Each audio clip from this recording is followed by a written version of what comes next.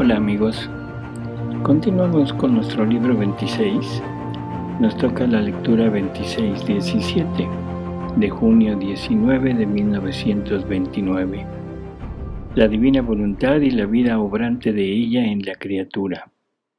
Diferencia entre quien vive y quien no vive en el fiat. Mi pobre mente se perdía en el fiat divino. Sentía el dulce encanto de su luz raptora y pensaba entre mí: ¿pero qué cosa es esta divina voluntad en mi pobre alma? Y mi amado Jesús, moviéndose en mi interior, me ha dicho: hija mía, qué fortuna la tuya vivir bajo el dulce encanto de mi querer divino. ¿Y no sabes tú que ella, cuando toma posesión de la criatura, forma su vida obrante en ella, de modo que, así como obra en sí misma, así obra en quien reina? Y más que reina, se impone sobre todo, se extiende con su luz en la pequeñez de la criatura, y ahí forma su dulce encanto a la voluntad humana, para estar más libre de formar su vida. Y como la vida divina de mi fiat está compuesta de actos repetidos, nunca interrumpidos, no está sujeta a detenerse. Por eso sientes en ti un acto que no termina jamás, una luz que jamás se apaga, un amor que siempre arde. Bueno, dice, ¿no sabes tú que ella, cuando toma posesión de la criatura, forma su vida obrante en ella? O sea, la divina voluntad, en el momento que la voluntad humana le cede su lugar, en ese momento no es solo la divina voluntad actuando, sino formando su propia vida en la criatura. Y lo que dice después es extraordinario, porque nos dice: y así como obra en sí misma, así obra en quien reina. O sea que las mismas obras que hace desde ella misma, con la potencia, con la sabiduría, con el amor, con la infinitud, con la bondad, con la santidad, con todos los atributos divinos que van inmersos en el acto de la divina voluntad, de ese mismo tamaño es el acto que hace a través de la criatura. Y ahora la criatura se ve poseedora de un acto divino. O sea, no merma en nada el hecho de que la divina voluntad lo actúe desde la criatura. Así que la criatura tiene en su poder ahora actos verdaderamente divinos que están en una continua comunicación con el acto único de Dios, injertándose en él. Es maravilloso, ¿no?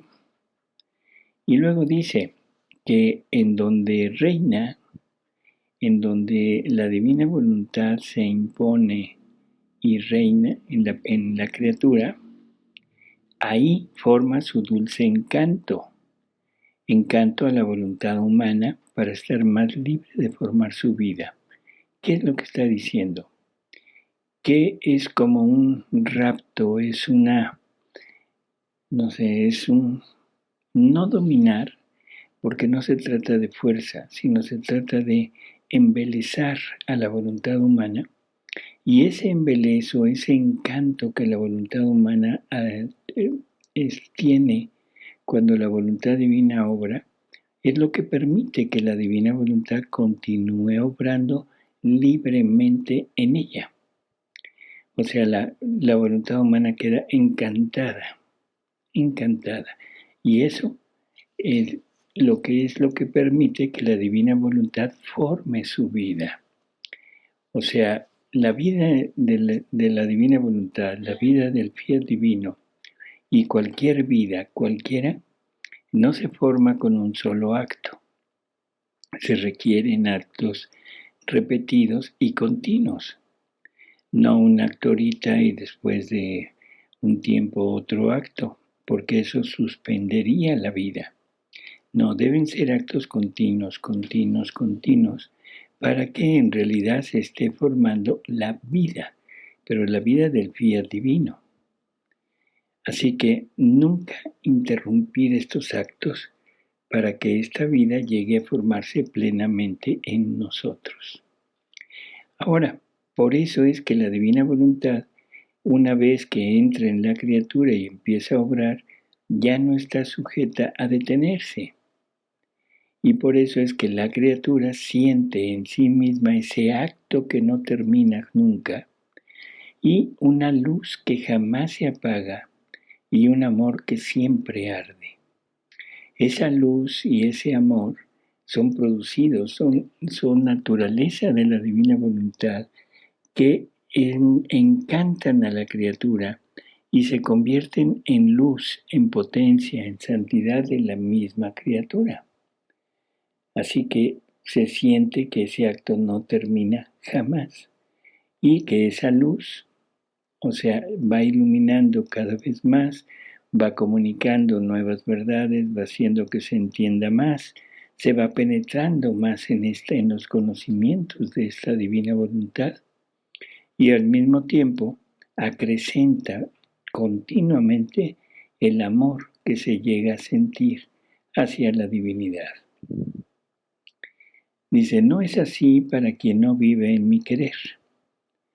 Ellos, o sea, los que no viven, sienten la vida divina interrumpida en su interior, sus actos interrumpidos. Ahora se sienten de un modo y ahora de otro.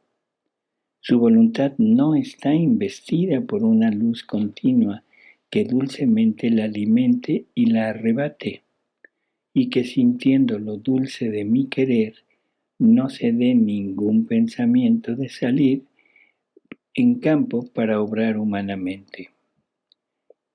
Y si tienen luz, es a intervalos. Por lo tanto, no forman vida, por lo tanto, no alcanzan a tener un conocimiento pleno y por lo tanto siguen inmersas en la vida de la voluntad humana sin la unión con la voluntad divina, rechazando totalmente toda la luz, toda la potencia, todo el conocimiento y los bienes que la voluntad divina contiene. Dice, símbolo de quien vive en mi divina voluntad es quien pudiese estar siempre bajo el sol. Su luz no termina jamás, ni tiene necesidad de ser alimentada para no apagarse. Así que quien pudiese vivir bajo el sol, sentiría que le llueve siempre luz. Y como la luz contiene admirables efectos, se alimentaría de dulzuras, de perfumes, de variedad de colores, de luces, de modo que sentiría formarse en sí misma la vida del sol. En cambio, para quien no vive en mi querer, aunque no fuese malo, es símbolo de quien vive bajo la luz del bajo mundo, la cual no tiene virtud ni fuerza de formar un dulce encanto de luz, de eclipsarla tanto de no poder mirar otra cosa que luz, y está sujeta a apagarse frecuentemente porque no posee en su naturaleza la virtud alimentadora continua, y si no se alimenta, su luz termina. Y como una luz formada por la criatura no posee ni dulzura, ni colores, ni perfumes, no puede sentir que se forma en sí la vida de aquella luz. Qué gran diferencia entre quien vive en mi querer divino y entre quien vive fuera de él. Entonces, el ejemplo, el símbolo del alma que vive en la divina voluntad, un ejemplo material, es quien pudiese estar siempre bajo el sol, ese sol que nos alumbra todos los días. Dice, su luz no termina jamás. ¿Sí? ¿Por qué? Porque estaría siempre bajo el sol. No tiene necesidad de ser alimentada para no apagarse, porque estaría continuamente recibiendo de la luz del sol. No habría oscuridad y por lo tanto no habría necesidad de que prendieran otra luz, de que alimentaran otra luz. Siempre está bajo el efecto de la luz del sol. Entonces, viviendo así, sentiría esa criatura que continuamente está en luz, como si fuera una lluvia de luz que el sol contiene, y en la criatura que vive en la divina voluntad, es la divina voluntad comunicando la luz continua, la luz divina, y por lo tanto esta criatura tiene la posibilidad de formar la vida de esa luz dentro de ella. ¿Sí? Dentro de ella, porque contiene todo, las dulzuras, los perfumes, los colores, las luces, la santidad, la inmensidad, la infinitud, todo. Por lo tanto, igual que la criatura que estuviera siempre bajo la luz del sol y podría formar la vida de ese sol en ella, con todo lo que ese sol contiene, e igualmente la criatura viviendo en la divina voluntad se arma, se hace poseedora prácticamente de todos los efectos y de todos los dones que la luz de la divina voluntad contiene. Cosa que el alma que no vive en la divina voluntad pues no lo puede tener. Y es algo interesante. O sea, porque si no está bajo los efectos de la luz continua, del calor continuo, está sujeta a estar sufriendo mermas continuamente. Aquí lo ponemos como, nuestro Señor lo pone como apagarse frecuentemente porque no tiene la virtud alimentadora. O sea, esa virtud alimentadora que es la fuerza de la luz continuamente sobre de ella. ¿Sí? Y bueno, pues esto es la gran diferencia que existe entre el alma que vive en la divina voluntad y el alma que no vive en la divina voluntad. Sé qué gran diferencia entre quien vive en mi querer divino y entre quien vive fuera de él. Sea todo para gloria de Dios y para bien de mi pobre alma. Termina Luisa. 26-18. Junio 27 de 1929. Regalo a San Luis. Cómo era necesario que enlazara a Luisa en las manifestaciones sobre la divina voluntad. Transmisión de humano y divino. Derechos divinos que adquiere la criatura.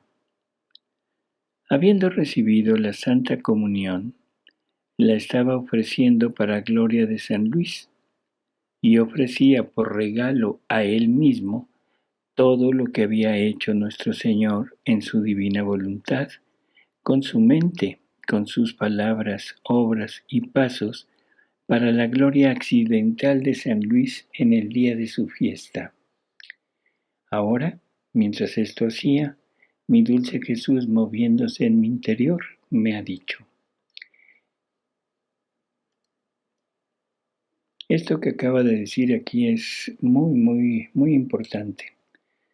Primero, se ofrece la comunión que hizo Luisa, y bueno, se la ofrece a San Luis, pero después le ofrece todo lo que Jesús hizo en su vida.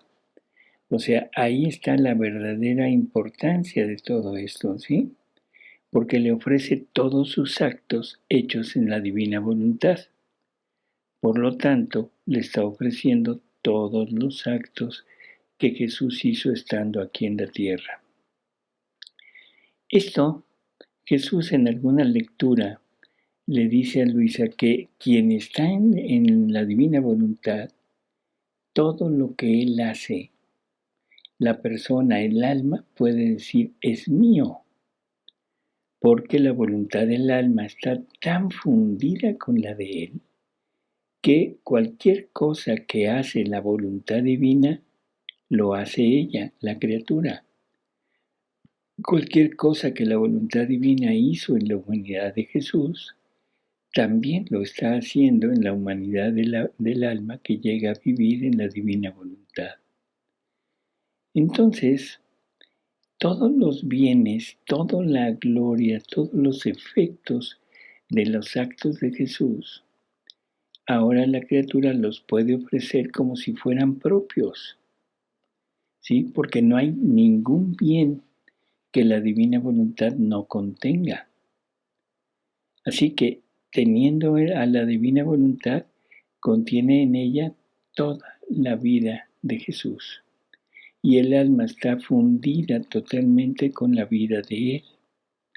Así que no hay nada que podamos no ofrecer. Entonces, este ofrecimiento que hace Luisa de la comunión que hizo y de todos los actos de Jesús, lo que le está dando a San Luis es todo lo que Jesús realizó en su vida, todos los efectos, todo lo que consiguió para toda la familia humana. Ahora Luisa se lo está dando a él. Y eso le aumenta la gloria en una manera infinita, increíble totalmente. ¿Sí? Increíble de veras. Y así que dice, por eso Jesús le dice, hija mía, regalo más bello no le podías hacer. ¿Sí?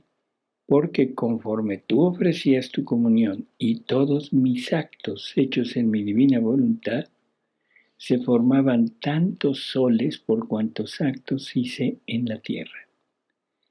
¿Cuántos actos habrá hecho Jesús? Inimaginables. Bueno, cada acto hecho en la divina voluntad por Jesús en la tierra equivale a a un sol que se le está dando a San Luis como un regalo que le hace Luis así. Así que esos soles han investido a San Luis, dice Jesús, y de modo que ha recibido tal gloria accidental de la tierra que más no podía recibir. Por supuesto, recibió a todo un Jesús obrante, con todos sus logros, con todos sus sufrimientos, con toda su evangelización, con todo lo que él hizo.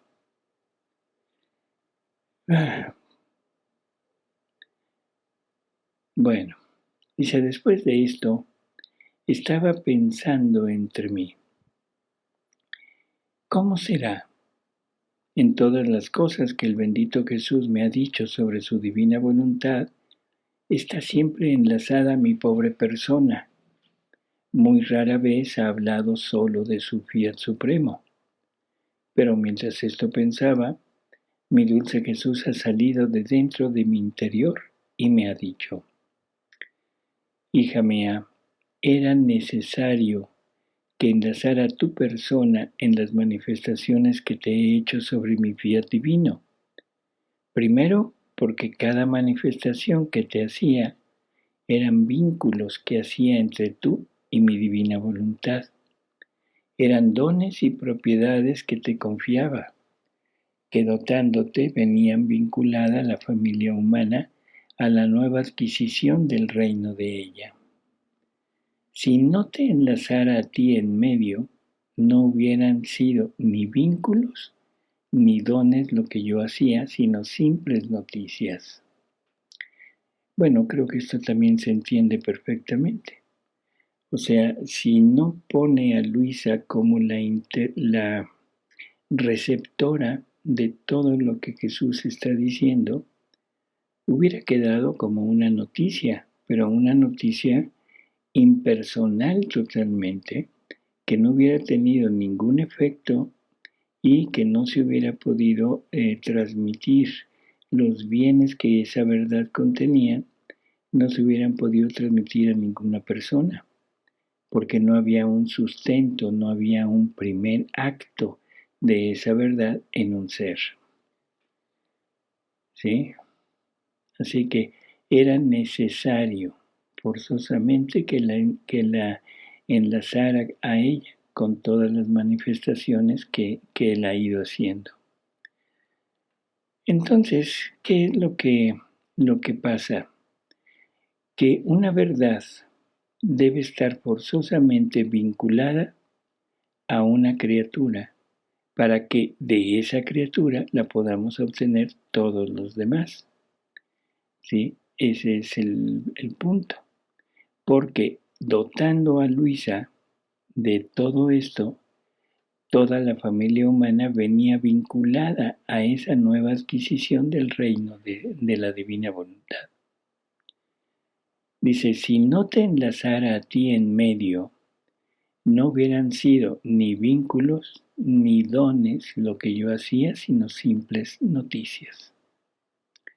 Y por eso, para hacerte una manifestación sobre mi divina voluntad, estaba esperando un acto tuyo, una pequeña pena, aún un solo te amo tuyo, para tomar ocasión de hablarte. Quería de lo tuyo para darte de lo mío, y poderte dar el gran don de mi divino querer. Esto es otra cosa que es importante. Dice, para hacerte una manifestación, o sea, para decirte una verdad sobre la divina voluntad, Jesús espera un acto de la criatura, una pequeña pena ofrecida, o sea, con esta finalidad. Dice, aún un solo te amo, para tener ocasión de hablarte. Quería de lo tuyo para darte de lo mío. Esto nos recuerda en las 24 horas de la pasión, nos recuerda que en la primera hora, cuando Jesús va a encontrar a su Madre Santísima para despedirse de ella, y quiere bendecirla, y en esa bendición quiere bendecir a toda la familia humana, o sea, no es nada más a María, sino a toda la familia humana. Pero Él dice que cuando Él quiere dar, primero pide. Y por eso es que María tiene que darle la bendición a Él y posteriormente a que ella le da la bendición, Él la bendice. Y junto con ella bendice a toda la familia humana. O sea, nos bendice a todos en María. Bendice a toda la creación. Cada cosa creada es bendecida por Jesús para darles el oficio de ayuda para nosotros, para que podamos llegar a vivir en esta divina voluntad. Nos sirve también de conocimiento de los dones, de los atributos que Dios ha semblanteado, ha puesto una imagen de sus atributos para que lo vayamos conociendo a través de todo lo creado. Nos sirve para recibir el gran amor divino que Dios ha puesto en cada cosa creada. Así que bueno, eso fue en María en la bendición. Aquí en Luisa le está diciendo que él espera que Luisa le haga una pequeña oferta, o sea, de un acto, de una pena, o aunque sea un te amo, para que él pueda corresponder diciendo la verdad que le quería dar. Dice, quería de lo tuyo para darte de lo mío y poderte dar el gran don de mi divino querer. Y además, todas nuestras obras externas son una transmisión de divino y humano. En la misma creación hay una transmisión continua. Nuestro fiat creó el cielo, lo adornó de estrellas, pero llamó a vida la materia para hacerlo. Creó el sol, pero llamó a vida la luz y el calor como materia para formarlo. Creó al hombre. Primero formé su estatua de tierra. Infundí el alma humana en él. Y después creé la vida de mi amor sobre de esta alma. Y después se conectó mi divina voluntad con la suya para formar su reino en la criatura. No hay cosa salida y creada por nosotros en la cual no haya esta transmisión de humano y divino en nuestras obras más bellas. Así que, es interesante.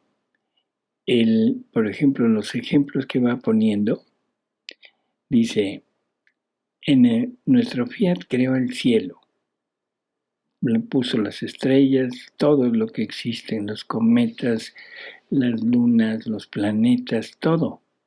Pero tuvo que llamar a vida la materia para hacerlo. O sea, no lo pudo, tuvo que forzosamente que poner la materia. Creó el sol, pero dice, llamé a vida la luz y el calor como materia para formarlo. Al hombre lo formó de tierra, le infunde el alma humana en él. Es creación espiritual, pero al fin y al cabo creación. Y después dice, creé la vida de mi amor sobre de esta alma. Después se conectó mi divina voluntad con la suya para formar su reino en la criatura. Nos está hablando de ese infundirse él mismo en nosotros para darnos la vida, para hacernos vivir. Dice la creación,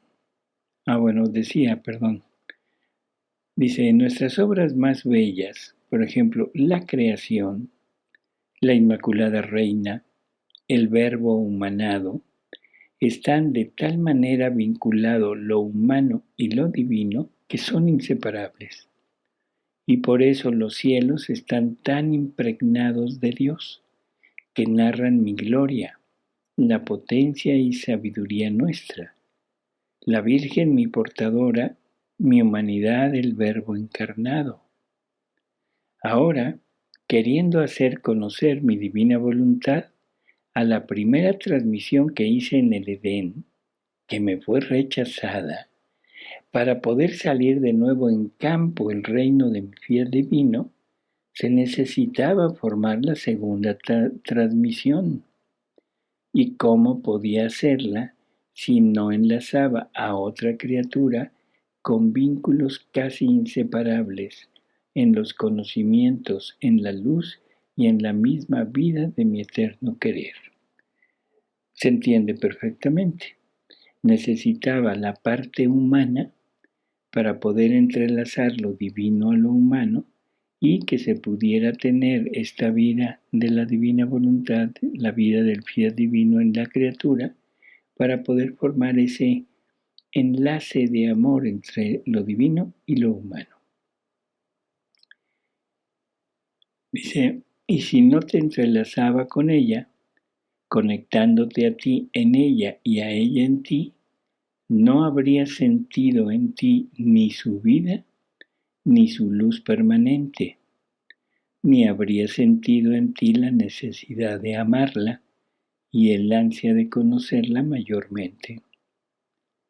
He aquí el por qué te ponía a ti y a mí en condición, tú de darme y yo a darte.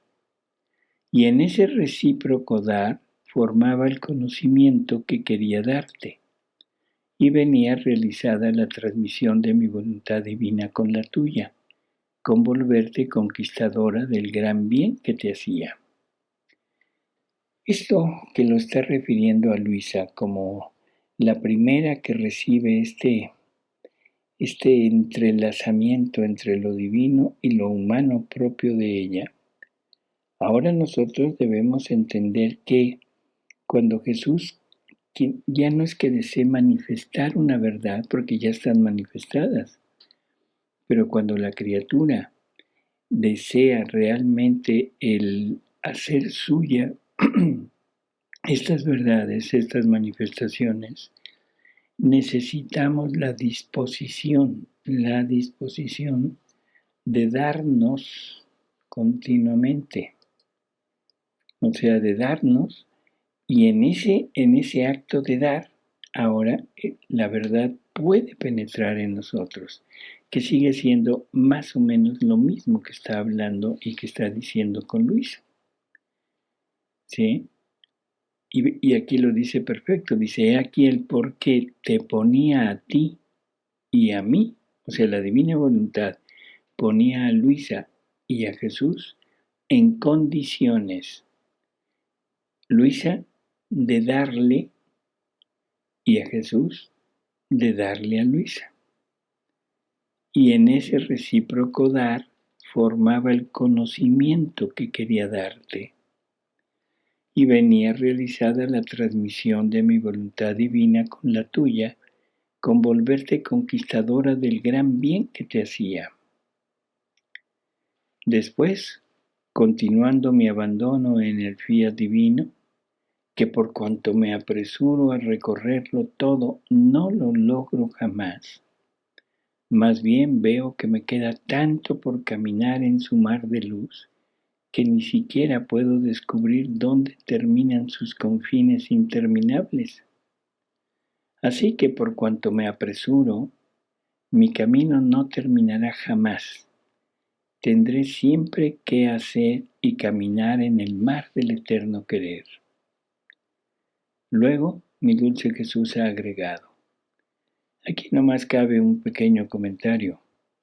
O sea, Luisa, teniendo esta entrega total de ella al 100% de su vida dedicada a Jesús, a la divina voluntad, al querer divino, con la asistencia continua de Jesús, y estamos en el libro 26, no se nos olvide, y todavía reconoce que en ese abandono en el fiat divino, o sea, no importa lo que camine, lo que haya caminado, nada, ella reconoce que es tan grande que prácticamente lo que ha tomado es casi nada, ¿sí? Y reconoce que tendrá que seguir conociendo durante toda la eternidad, que ese es el destino de todos los bienaventurados, recorrer el mar inmenso de la divina voluntad y en cada paso, en cada momento de más, es el llegar a tener esa inmensidad de conocimiento, de gozo, de plenitud con las nuevas creaciones que el querer divino hará continuamente, ¿sí? Dice después, continuando mi abandono en el fiat divino, Jesús llega y le dice, hija mía, ¿cómo es grande el mar de mi querer? No tiene principio ni fin. Por eso la pequeñez de la criatura no puede ni recorrerlo ni abrazarlo todo. Pero quien vive en él se encuentra en camino, en el centro del mar, que no le será dado jamás salir de dentro de su centro, porque no encontrará jamás ni playa ni confines de él. Es más, adelante y atrás, a derecha y a izquierda, no encontrará más que mar de voluntad divina. Y cada acto que haga en ella le viene dado un derecho divino, porque habiendo sido hecho su acto dentro y junto con mi querer divino, él, con justicia divina, comunica al alma el derecho de la luz divina, el derecho de su santidad, el derecho de su belleza, de su bondad, de su amor. Ella vive en el mar de mi querer con derecho, no como extraña, sino como dueña, porque tiene sus actos cambiados en derechos divinos que la han vuelto conquistadora de mi divina voluntad. Bueno, primero, esto del mar, que no importa si va adelante, atrás, a la derecha o a la izquierda, no encontrará más que mar de la divina voluntad. Recuerdo que hay una lectura también en que Luisa se sentía un poco angustiada y todo, y parecía como que si quisiera salir de la divina voluntad, y llega Jesús y le dice: demasiado tarde, hija mía. Tú ataste tu sí, tu fiat, a un fiat eterno, inmutable. No podrás salir. Nada para donde quieras. Nada para adelante, para atrás, a los lados. Siempre encontrarás el mar. No habrá otra cosa. Siempre será mar. Y aquí le está diciendo prácticamente lo mismo, ¿no? Le dice que cada acto que haga en la divina voluntad, que con cada acto que haga le viene dado un derecho divino. Un derecho divino. Dice, porque habiendo sido hecho su acto dentro y junto con mi querer divino, entonces este querer divino le comunica al alma el derecho de la luz divina. Ahora yo tengo derecho, si es que vivo en la divina voluntad, tengo derecho a poseer la luz de Dios. Le comunica el derecho de la santidad, de su santidad. Ahora, con derecho, la santidad divina es mía. Es mía. Tengo el derecho de la belleza divina, de la bondad, del amor. O sea que todo lo de Dios, ahora con derecho, el alma dice es mío y con derecho lo puede reclamar. Con derecho no es que se apropie, es derecho de ella poseerlo. Con cada acto que vayamos haciendo es como vamos a ir adquiriendo estos derechos para poder vivir en el mar del querer divino, en ese querer divino, como dueños. Como si el querer divino, bueno, no es como, el querer divino es nuestra vida. Así que ahora la misma vida de Dios es la misma vida de la criatura. ¿Qué más podemos pedir? No hay palabras realmente para describir esto, ¿no? En fin. Dice, y si tú supieras cuánto gozamos, cómo nos sentimos felices al ver la pequeñez de la criatura vivir en el mar de nuestro querer, no como extraña, sino como dueña, no como sierva, sino como reina, no pobre, sino riquísima, y rica de nuestras conquistas que ha hecho en nuestro fiat. Por eso, quien vive en nuestro querer divino sentirá en sí, con derecho, el dominio de la luz, el dominio de la santidad, el dominio de la belleza y de hacerse bella como quiere. Tiene la bondad a su disposición, el amor como sustancia de sus actos, mi voluntad divina como vida propia y toda suya, y todo esto con derecho divino dado por nosotros mismos. Por eso sé atenta en multiplicar tus actos en nuestro adorable fiat. Fabuloso, ¿no? Entonces obtenemos todos los derechos de Dios, todos los derechos de Dios. Vivimos en el mar del querer divino con derecho, no como extraños.